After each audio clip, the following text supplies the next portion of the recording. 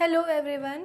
इस वीडियो में हम पढ़ेंगे means of spread of disease, यानी कि डिसीज़ फैलते कैसे हैं।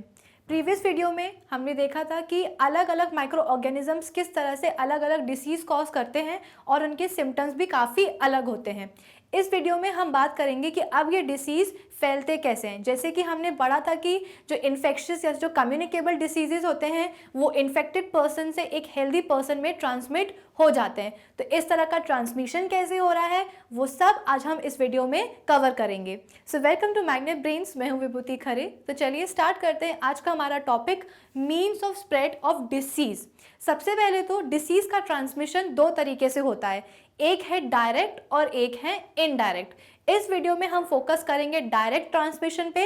इनडायरेक्ट ट्रांसमिशन क्या होता है ये हम पढ़ेंगे नेक्स्ट वीडियो में। सबसे पहले हम स्टार्ट करते हैं डायरेक्ट ट्रांसमिशन के साथ। इसमें क्या होता है, pathogens are transmitted directly from an infected person to a healthy person, यानी कि सीधे ये है एक इन्फेक्टेड पर्सन, ये है एक हेल्दी पर्सन और ये है एक इन्फेक्टेड पर्सन। तो डायरेक्टली जो है इनके बीच में पैथोजेंस का ट्रांसमिशन हो जाएगा। इनके बीच में कोई और चीज़ या कोई और वेक्टर प्रेजेंट नहीं होगा जो कि डिसीज जो है ना इन्फेक्टेड पर्सन से कैरी करके हेल्दी पर्सन को लेके देगा। नहीं, कुछ नहीं होता है। डायरेक्ट दो लोग होते हैं, एक होता है इन्फेक्टेड पर्सन और एक होता है हेल्दी पर्सन, और दोनों के बीच में डायरेक्टली पैथोजेंस का या हम बोलते हैं कि डिसीज का ट्रांसमिशन हो जाता है। इस तरह के ट्रांसमिशन को हम कहते हैं डायरेक्ट, राइट। अब ये कैसे होता है, a contact with infected person, ठीक है, इन्फेक्टेड पर्सन के कॉन्टैक्ट में आने से। कैसे, अब एक दोस्त मिला हमको बड़े दिनों बाद, उसको हुआ था बहुत कस के सर्दी जुकाम। हम इतने एक्साइटेड हो गए कि जाके सबसे पहले तो उससे हैंडशेक किया, फिर इसके बाद में उसको गले भी लगा लिया। अब क्या हुआ, उसको था सर्दी जुकाम, उसके पैथोजेंस आ गए आपकी बॉडी में क्योंकि आपने मस्त उसको जाके सबसे पहले हैंडशेक किया था और इसके बाद में उसको हग कर लिया। तो पैथोजेंस आपके ऊपर भी आ गए, आपके हाथ में आ गए, और इन्हीं हाथों से जा कर के आपने उसके साथ जाके करा आपने लंच और बिना हाथ धोए किया, और वो पैथोजेंस आपके हाथों से पहुंच गए आपके मुंह तक, मुंह से चले गए बॉडी के अंदर। तो क्या हुआ, नेक्स्ट डे आपको भी जुकाम हो गया। तो ये क्या हुआ, एक डायरेक्ट कांटेक्ट हुआ, ठीक है, जहां पे इन्फेक्टेड पर्सन के कांटेक्ट में आने से एक हेल्दी इंडिविजुअल भी उसके ऊपर भी वो पैथोजेंस आकर के अटैक कर गए और वो डिसीज कॉज हो गया। अब ये कैसे होता है, when an infected person comes in contact with a healthy person, examples handshakes, hugs and wrestling etcetera. आपने हैंडशेक कर लिया, ठीक है, उसको गले लगा लिया, या ज़्यादा ही एक्साइटेड हो गए तो आपने उसके साथ कुश्ती भी खेल ली, ठीक है। इस तरह के चीज़ों से, इस तरह के कांटेक्ट से डिसीज का ट्रांसमिशन हो जाता है, पैथोजेंस का ट्रांसफर हो जाता है, अटैक कर देते हैं पैथोजेंस। इसके बाद में when infected person exchange fluids with a healthy person, इस पॉइंट को हम अभी इसी वीडियो में आगे कवर करेंगे। इस स्टेज पे आप बस इतना ध्यान रखिए कि इन्फेक्टेड पर्सन एक हेल्दी पर्सन को बॉडी फ्लूइड्स के थ्रू भी डिसीज ट्रांसमिट करेगा। अब वो सबसे पहले तो बॉडी फ्लूइड्स क्या होते हैं ये जानना ज़रूरी है, इसके बाद में डिसीज का ट्रांसमिशन कैसे हो रहा है वो देखेंगे। तो इस पॉइंट को अभी आप छोड़ दें, स्किप कर सकते हैं इस पॉइंट को, क्योंकि हम इसी वीडियो में ये पॉइंट आगे कवर करेंगे। नेक्स्ट हमने क्या बोला, from mother to unborn child through placenta. अब ये जो पैथोजेंस होते हैं ना यार, ये बहुत स्मार्ट होते हैं। क्या होता है कि जो फीटस है, ठीक है, जब हम अपनी मदर के वूम में रहते हैं, मदर की बॉडी के अंदर रहते हैं वूम में, तो मदर की बॉडी से अटैच्ड होते हैं। किससे अटैच्ड होते हैं, तो प्लेजेंटा, जैसे कि आपको ये दिख रहा है डार्क ब्राउन कलर का स्ट्रक्चर, ये पूरा है बाहर मदर का वूम और इसके अंदर है एक फीटस, ठीक है। और ये फीटस मदर के वूम से यानी कि यूट्रस से अटैच है, किससे, प्लेजेंटा से। तो कुछ पैथोजेंस इतने ज़्यादा स्मार्ट होते हैं कि इस प्लेजेंटा को भी क्रॉस करके वो पहुंच जाते हैं फीटस के अंदर। हो गई ना गड़बड़, मतलब मदर की बॉडी के, मदर को तो इन्फेक्शन था ही था, और मदर के अंदर जो अभी फीटस है उसके पास भी पहुंच गए। कैसे, प्लेजेंटा को क्रॉस करके पहुंच गए। तो अब क्या हुआ, मदर के साथ साथ अभी तो वो बच्चा बाहर आया भी नहीं है और फिर भी जो है इन्फेक्शन उसे हो गया, ठीक है। तो ये हुआ क्या, डायरेक्ट कांटेक्ट। अब मदर और फीटस के बीच में तो कोई तीसरा नहीं आया, प्लेसेंटा के थ्रू इन्फेक्शन हो गया, है ना। तो ये क्या हुआ, एक टाइप का डायरेक्ट कांटेक्ट हुआ, जहां पे एक इन्फेक्टेड पर्सन और हेल्दी पर्सन के बीच में पैथोजेंस का ट्रांसमिशन होगा, डिसीज़ का ट्रांसमिशन होगा और उनके बीच में कोई और थर्ड पार्टिकल या कोई वेक्टर प्रेजेंट नहीं होगा, राइट। तो अभी हमने क्या पढ़ लिया, पैथोजेंस डायरेक्ट ट्रांसमिशन क्या होता है, पैथोजेंस डायरेक्टली ट्रांसफर होते हैं एक इन्फेक्टेड पर्सन से हेल्दी पर्सन में। सबसे पहले हमने क्या पढ़ा, एक कांटेक्ट पढ़ा है इन्फेक्टेड पर्सन के साथ, कैसे, तो हैंडशेक से, हग से, रेसलिंग एक्सेट्रा से, या बॉडी फ्लूइड्स के एक्सचेंज से, ये पॉइंट अभी हम कवर करने वाले हैं। मदर से अनबॉर्न चाइल्ड में भी इन्फेक्शन आ सकते हैं प्लेजेंटा को क्रॉस करके। अब करते हैं आगे की बात। आगे हम बोलते हैं कि डायरेक्ट ट्रांसमिशन में एक होता है ड्रॉपलेट ट्रांसमिशन। अब ये ड्रॉपलेट ट्रांसमिशन क्या होता है, देखो जब भी हमें सर्दी जुकाम होता है, नॉर्मली जब हम स्नीजिंग होती है, चीखते हैं, ठीक है, खांसते हैं, तो हमें हमेशा सिखाया जाता है कि अगर आप के पास कोई हैंकी हो तो बहुत अच्छी बात है, कोई कपड़ा हो तो उससे अपना फेस, अपना माउथ कवर करिए, अगर नहीं है तो कम से कम हाथ से ही कवर कर लो। क्यों? क्योंकि जब स्नीजिंग होती है, कफिंग होती है, तो हमें नहीं पता होता, लेकिन हमारे माउथ से और नोज से कुछ ड्रॉपलेट्स निकलते हैं, और वो ड्रॉपलेट्स होते हैं इतने छोटे कि ज़मीन पे गिरने से पहले कुछ डिस्टेंस वो ट्रैवल कर जाते हैं, जैसा कि आपको ये पिक्चर में दिख रहा होगा, ठीक है। जैसे ये एक इंडिविजुअल है जो कि खांस रहा है या कफिंग है या स्नीजिंग है, ठीक है, छोटे छोटे ड्रॉपलेट्स जो हैं इनकी माउथ से या फिर इनकी नोस्ट्रिल से बाहर निकलते हैं। अब ये क्योंकि इतने छोटे होते हैं ड्रॉपलेट्स, ये ज़मीन पे गिरने से पहले थोड़ा सा डिस्टेंस ट्रैवल करते हैं हवा में।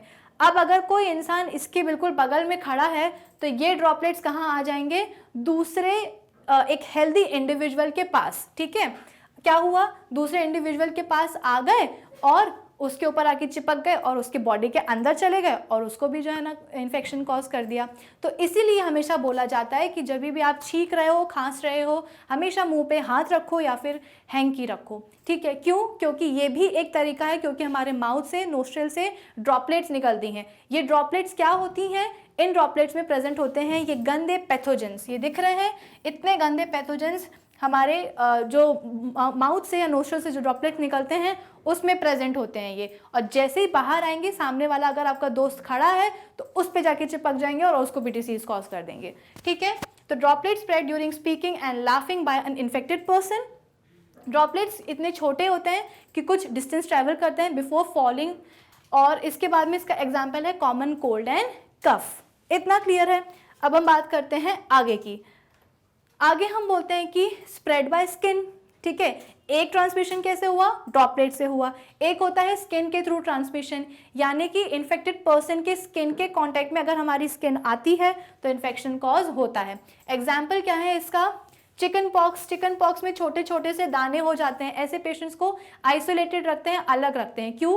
क्योंकि ये इनकी बॉडी पे जो छोटे छोटे स्पॉट्स होते हैं, ठीक है, जब इनके कांटेक्ट में एक हेल्दी इंडिविजुअल की स्किन आती है तो इनके जो पैथोजेंस होते हैं वो जाकर के एक हेल्दी पर्सन की बॉडी में अटैच हो जाते हैं और धीरे धीरे माउथ के अंदर चले जाते हैं और हमारी बॉडी के अंदर चले जाते हैं, और हमें भी चिकन पॉक्स हो जाता है। इसीलिए आइसोलेटेड रखा जाता है, अलग रखा जाता है चिकन पॉक्स के पेशेंट्स को। इसके अलावा कंजक्टिवाइटिस होता है, जब आँखों में इन्फेक्शंस होते हैं, ठीक है, उसमें भी जब मेडिसिन वगैरह डालनी रहती है, आई ड्रॉप्स वगैरह डालने रहते हैं, तो मेक श्योर कि पेशेंट अगर बड़ा है तो वो खुद डाल ले, क्योंकि कंजक्टिवाइटिस भी एक से दूसरे को एक हेल्दी इंडिविजुअल को फैलता है। इसीलिए कंजक्टिवाइटिस के पेशेंट्स को बोला जाता है कि भैया आप जो है ना सन ग्लासेस लगा के रखो, ताकि मतलब बेसिकली आप आइज़ को कवर करो। अब अगर कपड़े से बांध दिया तो इंसान देखेगा कैसे, ठीक है। तो इसलिए ग्लासेस या सन ग्लासेस वगैरह जो है ना रिकमेंड किए जाते हैं कि यूज़ करो, जिसकी वजह से एटलीस्ट जो आपके फैमिली मेम्बर्स हैं, आपके जो फ्रेंड्स हैं, उनको ना हो। इसके अलावा हेड लाइस, जिसको हम हिंदी पे कहते हैं जुएं, बच्चों में बहुत कॉमन होते हैं, ठीक है, क्योंकि वो जगह जगह जाते हैं खेलने के लिए मिट्टी वगैरह में और अपने सर के ऊपर ले आते हैं बहुत सारे लाइस यानी कि जुएं, और ये जुएं उनके उनके जो फ्रेंड्स होते हैं वो उनको भी हो जाते हैं। क्यों?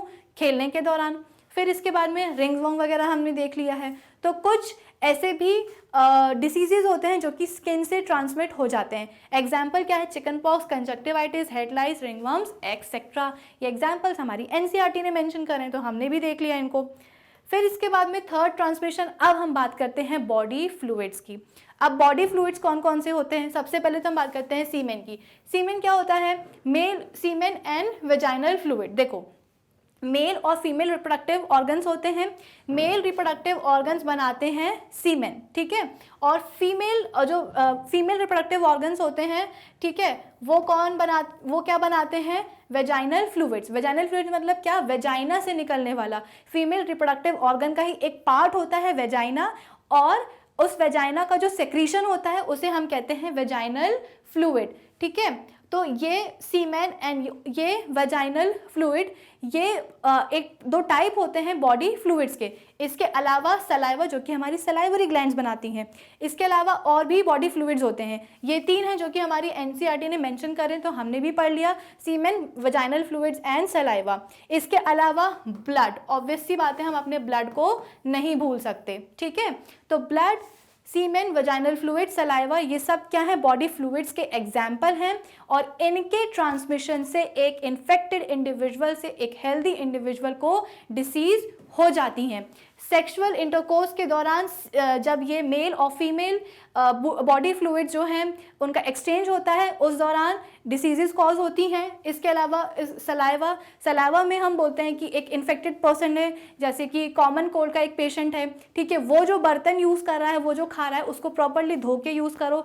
अगर आपने उसी का यूज़ किया हुआ स्पून खा लिया, तो उस स्पून में लगा उसका सलाइवा जो है, उस सलाइवा में भी प्रेजेंट होते हैं पैथोजेंस। फिर वो पैथोजेंस जब आप खुद खाओगे, एक हेल्दी इंडिविजुअल खाएगा, तो वो पैथोजन चले जाएंगे उसके बॉडी के अंदर ओरल कैविटी के थ्रू, ठीक है। ब्लड, कई बार ऐसा होता है कि ब्लड डोनेशन के दौरान भी डिसीजेस का ट्रांसमिशन होता है। मोस्ट कॉमन एग्जाम्पल है इसका हेपेटाइटिस बी, जो कि ब्लड ट्रांसमिशन के दौरान ट्रांसफर हो जाता है, ठीक है। हेपेटाइटिस जो कि एक क्रॉनिक डिसीज है और ये फेटल होता है। तो इस तरह के ब्लड बॉडी फ्लूइड्स के जो ट्रांसमिशन होता है, उसके कारण भी डिसीजेस स्प्रेड हो जाते हैं, ठीक है।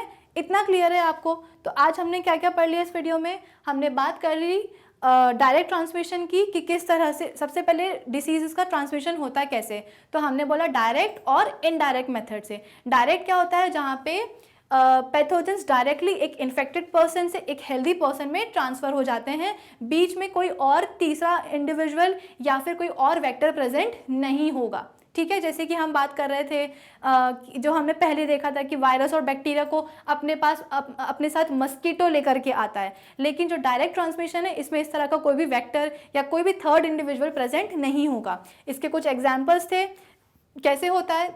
तो हगिंग और हैंडशेक्स और रेसलिंग वगैरह के थ्रू होता है, ठीक है। बॉडी फ्लूइड्स भी हमने देखा था, और मदर और फीटस के बीच में भी इन्फेक्शंस जो है ना हो सकते हैं। कैसे? प्लेजेंटा को इन्फेक्शंस कॉज, जो पैथोजेंस हैं वो इस प्लेजेंटा को क्रॉस कर जाते हैं, जिसकी वजह से मदर से इन्फेक्शन फिर अनबॉर्न चाइल्ड में यानी कि फीटस को भी हो जाता है, अनफॉर्चुनेटली।